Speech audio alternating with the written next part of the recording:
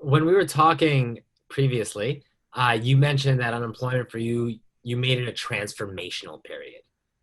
That's the word you used, and it was very important for you to transform yourself. Tell me about that thought process and what that looked like for you. So I liken me losing my job to a plane crash.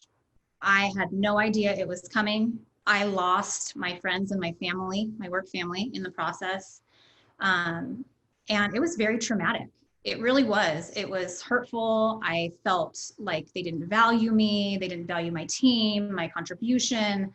And coming off of that, I was in a bit of a downward spiral. I mean, I was depressed and sad and then corona, right? So on top of all of these feelings, then you're stuck in your house and scared about the world and am I going to get sick and are my kids going to be okay and what about my husband's job? I mean, there's all these things that compounded. And I was in a pretty sad place, but trying to be strong, right? Because I needed a job. So I was going to put myself out there and network and all of these things. But I think that my feelings kind of manifested online in the sense of like, okay, well, what do you want to do? Well, I'm not really sure. You know, all of these things were coming out. And as the time went by, I started to realize that this was getting me nowhere. And ultimately, it started in my head. I mean, that was where all of this confusion and sadness and distress was coming from. And once I made that conscious decision to change that and to say, okay, let's figure out what do I want? What makes me happy? What do I need to do within the confines of my own house to make myself feel better? The minute I changed that framework, things started changing. The people that I met were different. The conversations that I had were different. The quality of the conversations was different. The energy that was initiated with these conversations was different. I had opportunities starting to come my way. I actually stopped applying for jobs at the end of March, beginning of April, which is crazy to think. And it was because people started thinking of me and they started referring me and I started to get leads. As time went by, again, I had this massive shift of, okay, now I'm in a good place, but I still don't have what I want. So what is it going to take to get me to that next level of my dream job? That's what I call it. My dream job, my ultimate kind of chupacabra. If I could pick anything that I was doing with who I was going to do it with, I needed to get there.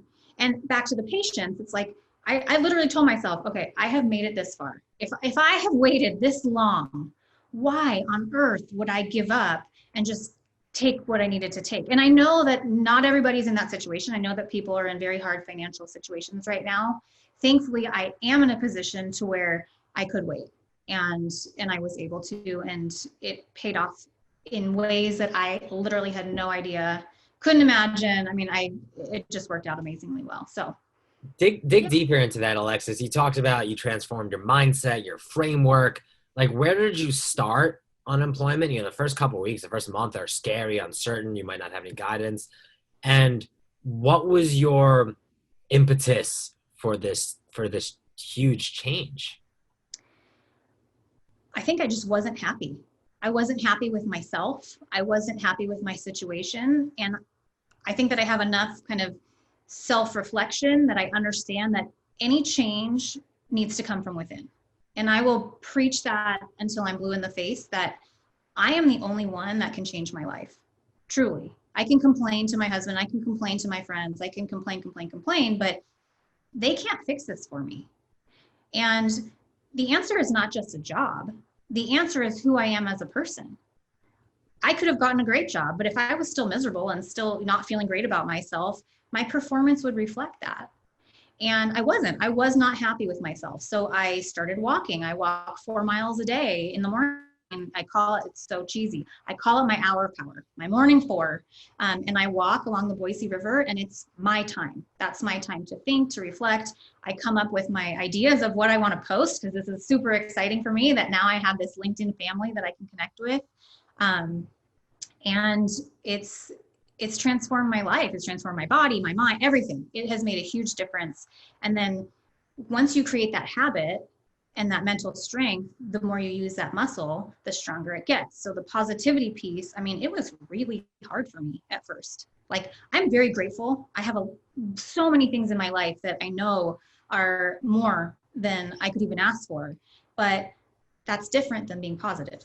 You can be appreciative, but being positive is totally different. And it takes major mental strength to do that when things are not happening in the timeline that you want, which again goes back to the patience piece. So you have to kind of layer these different things in order to get to that level of, okay, I know what I want. I'm happy with myself.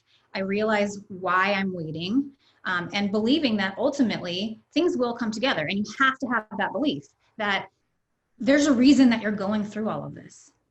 I had no idea when I started what that reason was or how I was going to get through it.